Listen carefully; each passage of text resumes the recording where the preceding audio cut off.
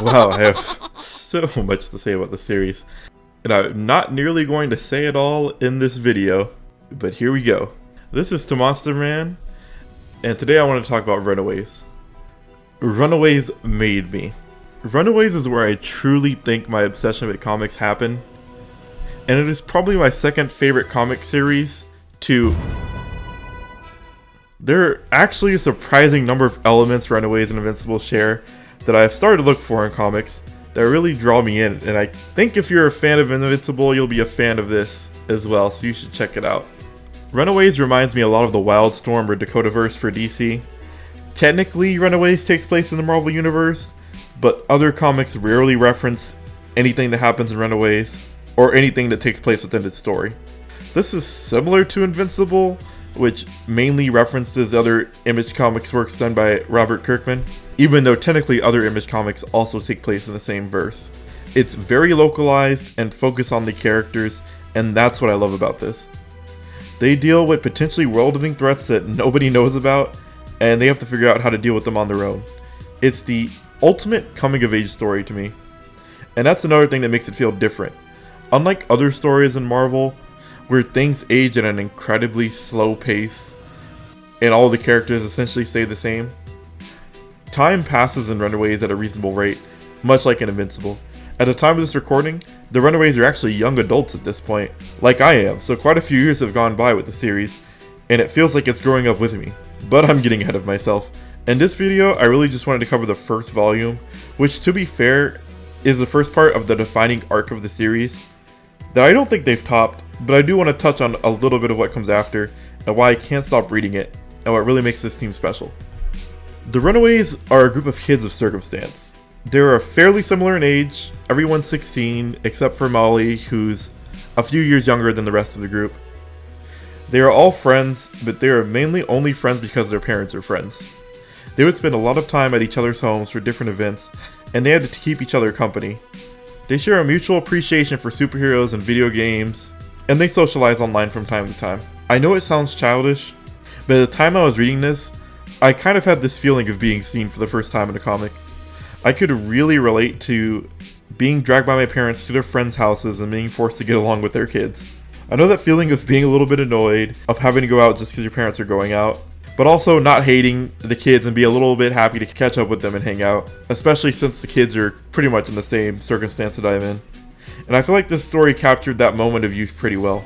Runaways also introduced the perspective of a civilian in the Marvel Universe, and it actually touches on how kids would actually perceive the other heroes in the Marvel Universe, which is something I didn't really know I was interested in, but it definitely created this dynamic that I am kind of craving. I always want to see how outsiders view heroes and the acts they perform. For example, they talk about rumors about how the Invisible Woman flirts with everyone, and they confirm that Captain America is always seen as the de facto leader. And of course, to a lot of Marvel fans, that's obvious, but when I look at the Avengers from outside the comic books, I may get the impression that Thor, an actual god, is the leader, or maybe the super genius in the suit of flying armor. So this was actually an interesting confirmation to me, that they do see Captain America as that symbol. Since most stories focus on the heroes themselves, I thought it was cool to see this perspective brought forward in such a relatable way. It brings a different level of immersion that I'm not used to seeing, but is also not slapped in your face every 20 seconds, so if that's not your thing, I think there's still a lot you can glean from this series. But yeah, these kids feel so normal, and that's actually one of the reasons why I love this comic. Half of the team doesn't even have powers in a traditional sense. They're just kids growing up and trying to make it in the world, and that's a consistent through line with the whole series. So who are these kids that are forced together? The original Runaways are Nico Minoru, Alex Wilder, Carolina Dean, Molly Hayes, Chase Stein, and Gertrude Yorks. That's right, breaking the main convention of a superhero team, these kids just go by their names the majority of the time. They've tried code names many times, but none of them really stick if we're being honest. Gertrude is a rebellious know-it-all, who is pretty combative with everybody, including her parents, but she's nuanced. Her attitude is mainly the result of her insecurities, and she develops over time to overcome a lot of those doubts that she has, and eventually evolves into one of my favorite characters over time. And she's often the one quietly coming up with effective solutions to world-ending problems. and is probably one of the most underrated on the team. Chase Stein is a typical jock with average grades and a carefree attitude, which is a surprising contrast to his abusive upbringing at the hands of his parents. It's not much of a secret that his father beats him quite frequently. Though he gives off the absent-minded stoner vibe, he slowly reveals that he has an aptitude for engineering as the series progresses, and he reminds me of a lot of the programmers I knew in high school who had bad grades and basically everything simply because they didn't care enough to put the effort in, but when they do apply themselves to something they actually care about, they reveal just how intelligent they are. And over time, we'll see Chase grow into a hero in his own right. Molly is a normal young girl going through puberty who loves her parents as much as they love her, and has the hardest time accepting the reality that her parents aren't quite what they seem. Carolina has a pretty ideal teenage life in supportive parents, but she eventually finds out that she is not even from Earth and has to cope with a massive shift in her worldview. Nico has a lot of respect for her parents, but like most people, she's trying to figure out her own path and has entered the quietly rebellious goth phase as opposed to Gertrude's open defiance. She shows her creativity in clothing design and fashion. Alex is probably the most relatable to me for obvious reasons. He's the typical black gamer with a love of superheroes and comics, and he is a strategic genius. Much like how I want to be, but I digress. I know that's not quite what I am, but hey, I like to imagine. He gets along with his parents, probably to a fault, and he's able to understand concepts beyond the standard binary of good and evil and is pretty mature for his age. Through these frequent meetups between their families, a friendship formed between the group, and they came to really trust each other. As they've gotten older, they've become more suspicious about what their families always meet up for, and a lot of them had some inkling that their parents weren't quite normal. During one of the meetups, Alex suggests that they spy on one of their parents' meetings, and after stumbling through a secret passageway that seems quite out of place, they witness their parents in costume sacrificing an unsuspecting girl. The kids quickly have to deal with the whiplash of finding out their parents aren't what they seem. Nico's parents are mages, Chase's are super geniuses, Gertrude's parents are time travelers, Carolina's parents are aliens, and Alex's parents are organized crime bosses. And unbeknownst to Molly, her parents were mutants. After some deliberation on what they saw, they concluded their parents must be supervillains, and that they couldn't be part of their scheme, so they decided to, well, run away. All the kids take off into the night, with a van driven by Chase, but they leave Molly behind because they think she's too young for them to be responsible for. Like any group of kids would, they essentially have no plan, and are just on the road trying to get away.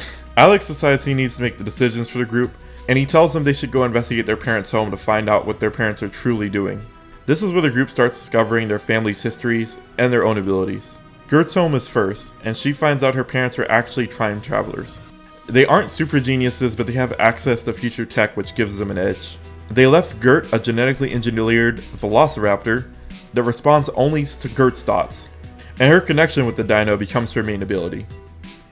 But for all intents and purposes, it's just a really well-trained dog. And if anybody in the comments wants to comment on it's not a velociraptor, it is unimportant. Just don't. But Gert's connection to her dinosaur, to me, makes her the original Moon Girl in Devil Dinosaur. I always kind of resented Moon Girl for kind of ripping off Gert's concept and taking up Gert's potential. But I will say Moon Girl has diverted her concept a lot over time, so comparing them now isn't that helpful. But just know, Gert had potential to become a more mainstream character, and they wasted that opportunity. And that'll become more apparent when I cover more of Runaways. The next house is Carolina's, and she finds out from her home that a bracelet she's been wearing has been inhibiting her powers the entire time. And after taking it off, she takes her alien form, which reminds me a lot of Gwen's alien form from Ben 10, if y'all can remember that. It allows her to fly and shoot energy and create energy constructs. Carolina has a pretty believable breakdown, as her world is literally changed in seconds after taking off the bracelet. But after she finds the joy of flying, she works through her anxiety a little bit and is able to calm down enough to work with the group again. After they get over that surprise, they head to Chase's house. And this is where Chase picks up his signature fire-spitting fistigons and his x-ray goggles. At Chase's house, the kids have their first real confrontation with the parents, as Chase's parents and Nico's catch them in the middle of the theft. Chase's dad has a serious overreaction to seeing him with the fistigons and attacks him with a ray beam out of the blue. And Alex, with his quick wits, takes off Carolina's inhibitor bracelet because he realizes they have to defend themselves. Alex reveals he knows they are villains, and about their lineages, so the Minorus switch to their mage outfits and attack. They lock Carolina in a pillar of water, and Nico's mom attacks Nico with her staff, attempting to injure her, but to her mom's surprise, Nico absorbs the staff. Alex gets glued to a wall by Chase's mom, and Gertrude's psychic link kicks in, and her raptor bursts through the window and attacks Chase's parents. Nico gets her mom off of her by hitting her with some text she found on a table, and then she attacks her dad, which breaks his concentration on his water spell. Alex, the quick thinker, tells Carolina to use her energy blast on Nico's dad. She's hesitant, but Alex points out that he was just trying to drown her a few seconds ago, and Carolina attacks. Her attack is successful, and they're able to grab everyone and escape. This scene is important because I think it really starts to set the seeds for what makes this team different from other super teams. In short, they care about each other. Not in a superficial sense, but in a sense that I believe Runaways is a story about a found family. It can't be denied that Alex is acting out of the best interests of the group. In the moment, Alex doesn't care if Carolina accidentally kills Nico's dad because he doesn't want to see Nico hurt. And Nico likewise doesn't want her parents to hurt her friends. And Alex only starts this fight because they hurt Chase. And right after this fight, Alex does his best. They need to take care of each other, and that's what this series is about. Trying to protect and care for each other, and this theme only solidifies the longer you sit with the series. And you'll see as the series goes on that they do become something akin to a family. After they make their escape, they try to head to the hospital to make sure Nico and Chase are okay. Chase wakes up and seems fine, but you can tell he still has to overcome believing his abuse is his fault when he claims he had it coming. He didn't, and his dad is a psycho. Before they can make it to the hospital though, they get a call from Molly and Gert's parents saying that they will kill Molly if they don't return home and meet their demands. The team is conflicted on what to do next. They are afraid that Molly will be killed if they go to the police, and they're reluctant to go home. Alex proposes that they take the fight to the parents. The others in the group call him crazy because most of them don't even have any powers, but Alex says he feels responsible, so he's going in with or without them. Nico decides she's going as well, and that convinces the others. The Runaways confront Molly and Gert's parents and have their first battle as a team.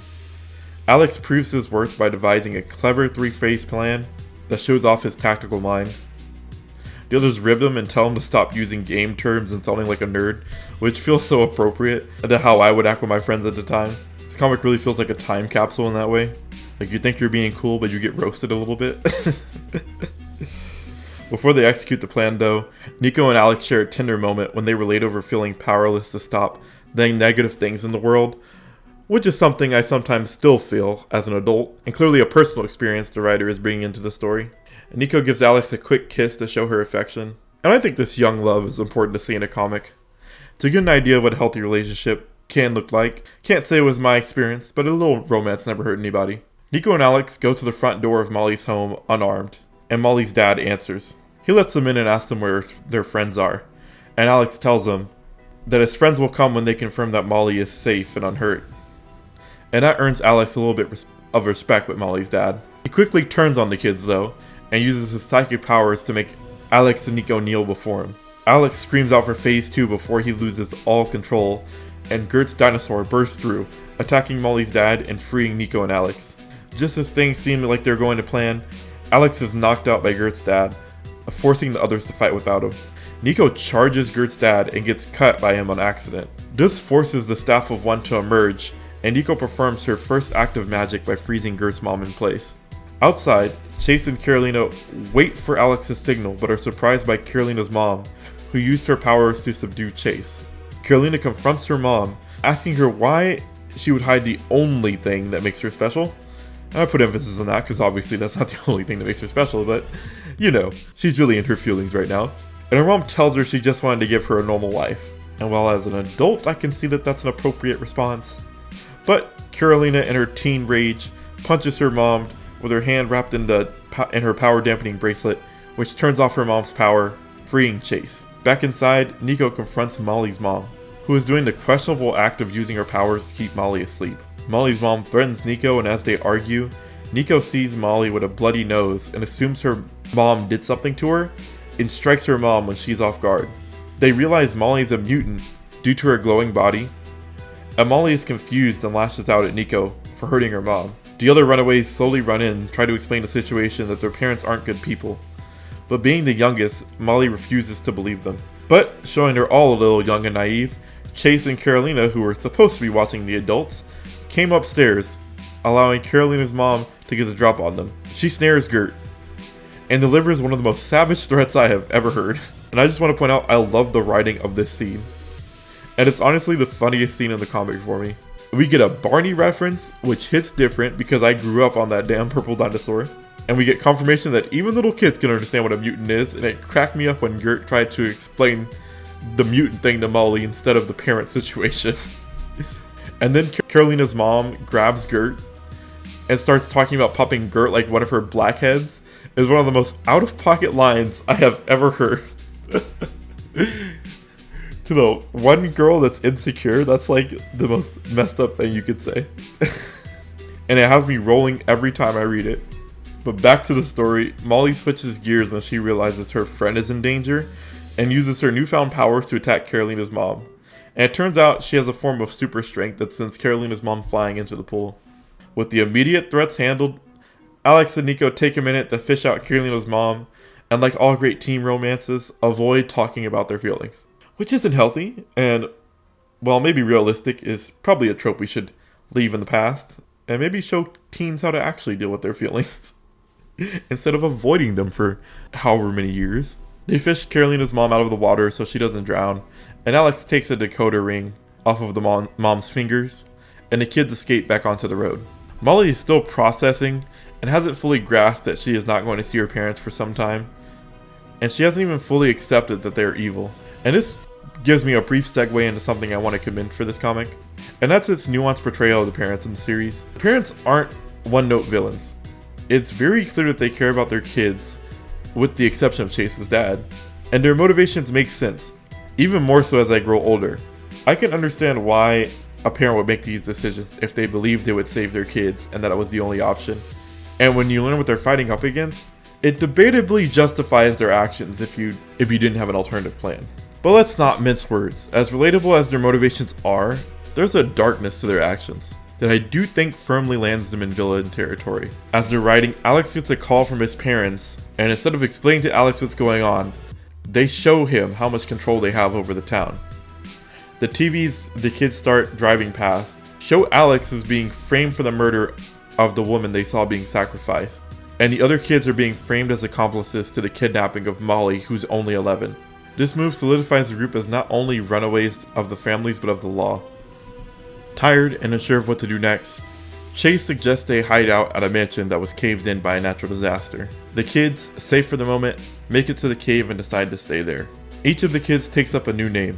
That doesn't stick, to renounce their parents, but Alex decides he's going to redeem his name and expose whatever it is their parents are doing. The volume ends with the kids safe for the moment and a declaration that they won't become like their evil parents. But over at their parents' home, a mysterious letter is found that suggests one of the kids is already on the side of their parents and holds the same values that they do. I can't mince words.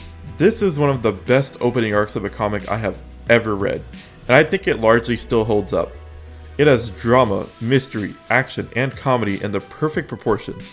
These characters have depth, and they don't just fit neatly into a singular character trope. They have agency. Nico's never just sitting around, she's always acting, even without powers. While Gert looks like she's cowering, she's really reaching out to old lace. And Chase, though he may be unsuccessful, is always trying to help. This comic was so relatable to me at the time, and I think the kids act really in character for their age. I find this comic to be the perfect jumping on point for anyone looking to get into comics. It has elements of superheroes for fans of heroes, but it's also removed enough from the genre tropes, like the code names and the costumes, that I think people looking for something different could still enjoy it. The art style of this comic is unique. It doesn't feel like other traditional hero story art, with overemphasis on bodies and sharp angles. And I think it could be refreshing for someone who's not into the traditional macho comics that exist. While the art style does change as the series goes on, I'd say it mostly strays away from the standard Marvel and DC look. I think if you look up Avengers or Justice League, you'll know exactly what standard style I'm referring to. If you continue reading the series, you will see these characters grow and change as they fight to survive, and see them really become a surrogate family for each other. I think that's what makes the series so good at the end of the day. It has a heart and a focus on what it means to really care about someone. I haven't nearly said everything I want to say about this series, but this video has gone on long enough. so I plan to cover the rest of the first arc in a later video to really hammer out what makes this comic series great to me. But while I work on that, check out some of my other comic videos, like this video I made about the latest Black Batman I made. If you made it this far, thanks for watching, and don't forget to drop a like, and let me know if you have fond memories of Runaways down below. And thanks for stopping by. I hope you have a great day.